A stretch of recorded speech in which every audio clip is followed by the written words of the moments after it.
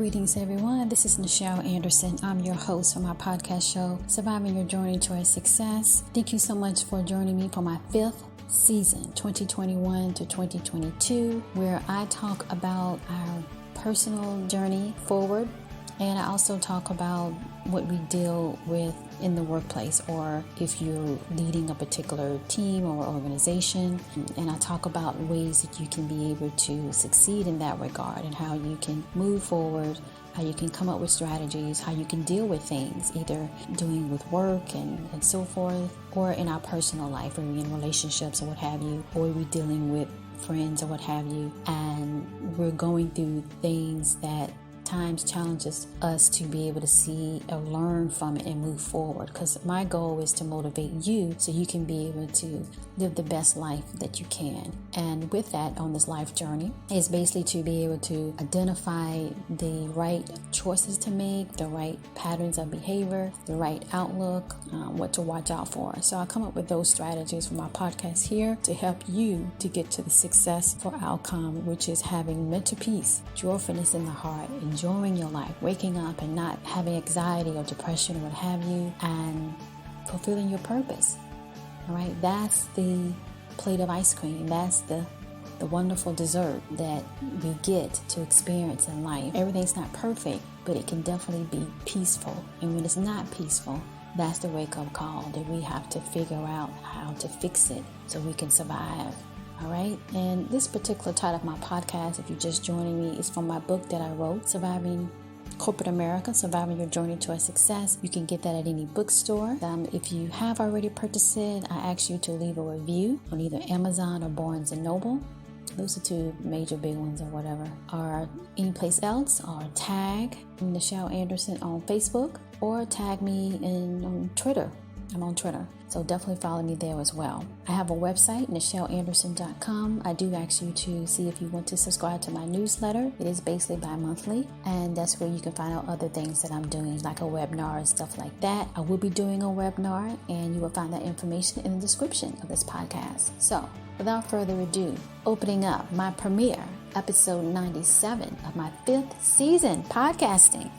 That's an accomplishment, because it's not easy. I used to do episodes every week, and then I'm like, you know what, I really want to make sure that I commit to when I say that I'm releasing an episode. So let me go, twice a month. And so I'm able to keep that and sustain that. So I'm very happy with that. So this year, my 5th year, before we get into this episode, I will be having, guest speakers. If you're interested in being a speaker, please go to my website, nichelanderson.com. You'll see, guests, what have you, and you can fill out that application and then take a look at it and then reach out to you if it's a fit or not. So definitely look into that if you're interested. So I like to do in my podcast shows, I like to start off with a prayer where it says, in this day, I am thankful to the prime creator of all things, that I give thanks for this blessing and opportunity, that I will use it for the greater good. So welcome, my survivors of the journey, to my podcast show that aims to inspire and motivate, that you will continue to have joyfulness, peace of mind, and for your sustained success. Okay, you don't want you just to have it one time or a weekend. I am hoping and praying that you will have it for a lifetime and beyond. So let's get started today. And today's episode came to me during my summer break, which is just joining me, my seasons from September of the year to May of next year when it wraps up. And then I take a summer break for 3 months, which definitely helps me to regenerate, come up with different perspective on what I do for the coming season, and just to relax, take a break. So that is very helpful. So I was thinking about how when you call different places or businesses and you kind of wonder, why is this happening? How could it be better? And it dawned on me that I think management needs to sit back and take a look to ask themselves, how can they tell if their work processes are effective? Because sometimes the front line or the other person in the department, even though they're there and they're getting it done at the end of the day, there's some hiccups that makes the customer perspective like, okay, why have nobody even thought of this before? Why is this allowed to happen? Why is there so many roadblocks? This and all going on that makes it distressful that the customer don't want to return. So that's where that thought process to have a podcast episode where I can have this conversation and hopefully help anybody in management or a leadership role or decision role, what have you, to identify if their processes are effective. So what I like to do in my podcast is talk about the main points, which is the important point. I'm going to, say a statement on that, and then the wisdom point. I like to give takeaways in the beginning of my podcast, and I like to do it definitely in the middle, but definitely at the end. Normal tradition before we depart today. So the most important point I want to relay is that why identifying your work processes provides a greater opportunity to be more efficient, and why it can bring forth higher morale amongst your work team employees. Okay? Why I think that is because it offers a way for you to see any roadblocks that is preventing or restricting the ongoing objective to get the job done. Also, it allows a part of the overall organization blueprint to identify those blockages to get the job done in a way that you're producing quality and are full of ease. Customers like to shop at places where there's not too much of them that they have to do. That's why they're paying you or willing to pay you to be able to give them what they are seeking, that you're saying that you can solve. And it's a great emotional reward for employees, which is key because they're the one that's selling this process to the customer, that all of this makes sense. And in turn, management is able to better use metrics to see the benchmark, measure the success or not successes, and then go from there. Brings me to my wisdom point. My wisdom point is when we identify the root causes of work processes, blockages, what have you, we allow free thought, positivity, and morale to increase to higher levels that is static to be a part of. When you know that, or you're coming to realize that you offer overtime and your employees is like, I'm not even interested, that is a big red flag that your processes, that the environment, maybe not be toxic, but it's just frustrating. An employee does not want to be frustrated because it leads to low morale, not being motivated. When you have a demotivated employee staff, they don't stay long. They get very agitated with the customers, even with you. They don't have any patience. They're tired. So you have to be able to understand if it's flowing. It's not just about, okay, this is going to cost us a lot of money. It's about how we can do it, of course, in a budget type way, but not to the way that for a little bit more or here and there or higher that, it will give them what they need. So my next point that I like to bring up in my podcast is why. Why is this so? Well, the lack of organized processes, it doesn't really promote your brand, okay? And rather it defines inefficiency, or you're not caring about the overall cycle that includes the other stakeholders, and that could be the employees, that can be the customers, that can be the vendors, right? So how can we tell this matters? And is it from the usual means of feedback and surveys? You actually have to conduct a conversation where you either listening to the customer, right? And you actually taking that information and implementing it. Or you actually having a run through from beginning to end, right? They call it a stimulation in college. And you're doing that to be able to see the hiccups of how it works. And you actually looking at it in a way that you're willing to make that change. So the next is, who are we talking about? We're talking about organizations or work teams that just can't get anything off the ground, right? Let's say that they created a software or they bought a software. Maybe it was at a high price. Who knows? The bottom line is it does 80% of the processes. So after 30 or 60 days, when this has been fed back to you from the employee's perspective, or even the customer for that point of view, you have to be able to reinnovate that, compensate for that, right? And be able to listen to the vibes that's telling you that it's not working and make those changes. You don't want to keep something that's not working just because, well, I just don't want to accept that I might not make the right decision or what have you.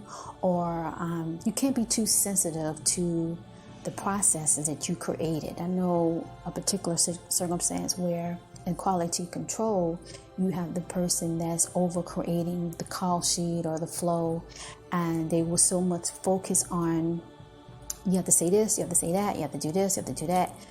But that person was actually looking at it from sitting at their computer, creating this document to give to the employees to be able to say that word for word to the customer, where it's life, it's living. The customer's not going to say the right thing to probe the type of sentence that that representative has to say.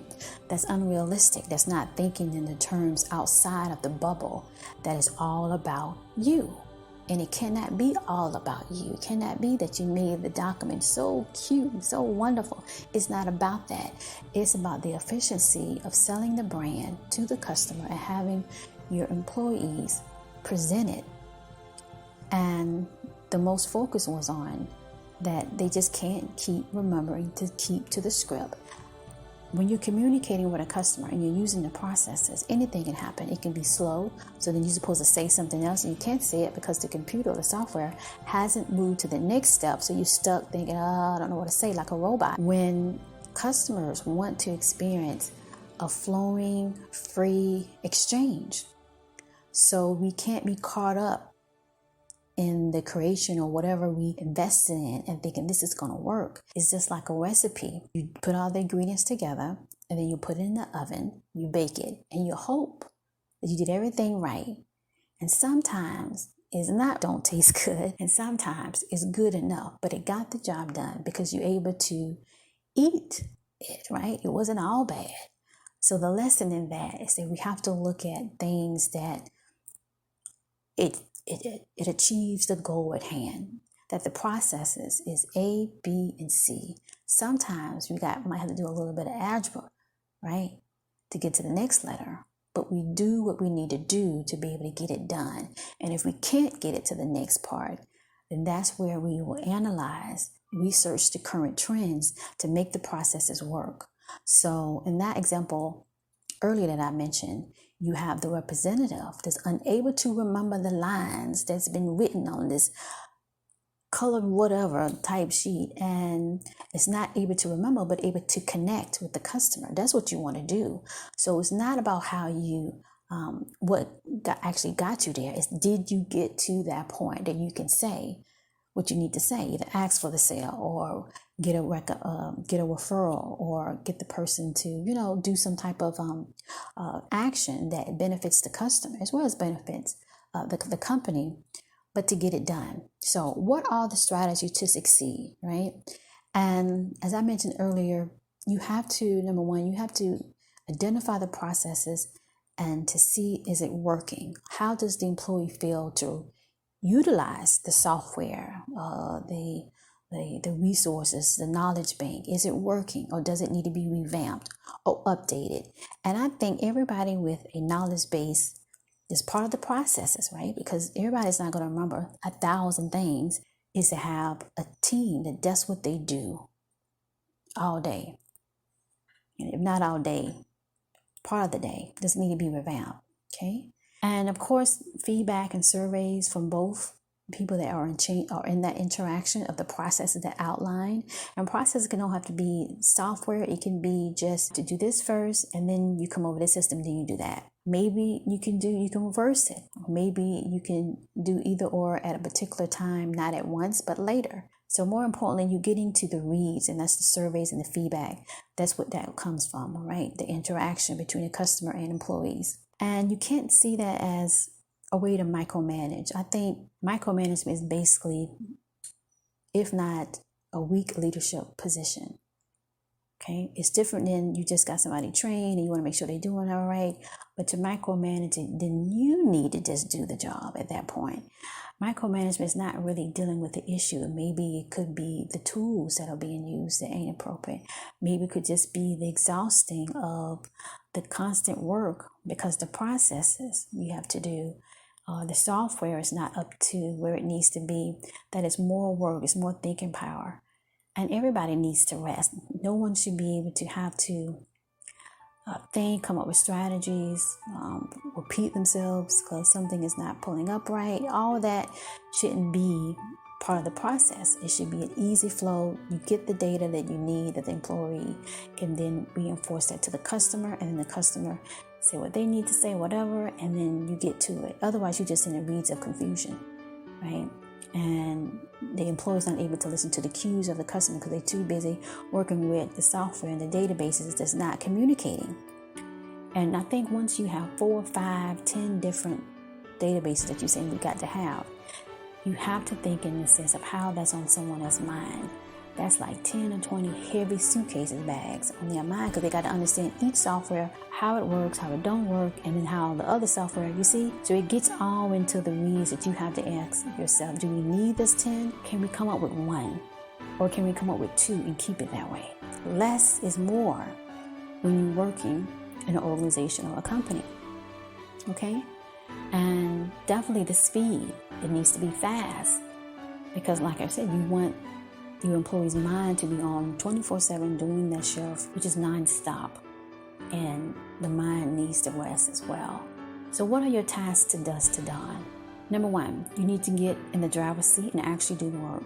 Have a separate team on your research project of this and just do it. Observe and take the data points. Number 2, you need to have an outside team to perform the analysis as well as do some of the processes. And that means you're getting more research to see it in a different perspective. Different perspective help a prestige leader to understand the choices that they need to make. Number 3, you need a lot of data. So you're going to expand this, number 1 and 2, as I mentioned, from 30 to 90 days, preferably 90 days, to complete such a project and to make sure that you're not repeating anything else, that you're covering everything. And then look to the season of when is the best of your busy times and your slow times. So this might be a 2-type data reference that you're researching and taking these notes and doing these simulations and so forth. So number 4, feedback is very important during this time. So you want to constantly tap into your employees and your customer, choose a different demographic, what have you, periodically, so you can get immediate information during the progress of you taking all of this research. Now, sometimes you might have to implement something fast, and you have to look at that to see there's something that you need to change, then do it. This, what I'm talking about, is a way that you can change the way processes are looked at, changed, revamped. A new software is added. We're not going to use the old software, but you still got to dive into it because the new software doesn't cover everything. You know, all of that confusion to going forward and having a blueprint with a well-researched. It's just like every year, the car manufacturer upgrades from the last year. They take everything, the feedback that they have, and they upgrade it, preferably by the next year they have the new car. Or they put into the future, because some of the upgrades or where they need to do is going to take some time in technology development, and that's fine. In the meantime, you'll cover other things that you can do within the year. Now, that's in the auto industry. When we talk about like other type of organizations and what have you, especially if it's painful to the employees and it's stressful and it's tiring, you want to implement it as fast as possible, but with the right effectiveness that it's going to work. And then the rest can be later. So number 5, you want to finally stop being emotionally attached to any type of creation that you made. It could be an Excel spreadsheet or Word document or even a software database, and you spent all those hours to make it pretty. I mentioned it early in my podcast today. That's not the focus. At this point, who cares if you're the only one using it and admiring it, your artwork? Okay, when actually people has to use it and be impacted by it. We're talking about employees and customers. You have to endure the stressful process to meet every point of reference. It's not about you, it's about the work process and environment. That's why I said in number 1, your task to dusk to dawn is that you need to do the work. Okay? Whatever that in your company that the employees are doing it, you take the time and you sit there and you actually do the process. You have to get your hands in it to be able to understand it and know this is why, oh my goodness, I wouldn't want to do this. And that's all creating a prestige leader. So your motivational takeaway today is work processes should be a streamlined and expedient way that process quality, the end result, from the employee representing the company to the customer. Once things get complicated to complete tasks, it becomes bothersome. Don't be those that refuse to look at the failures of their work processes or systems. Rather be the leader to adjust until it works well for everyone. All right. Thank you so much. Join me on my website, nichelanderson.com. Sign up to my newsletter through my website. Follow me on Twitter and on Facebook. Thank you so much, and to your success.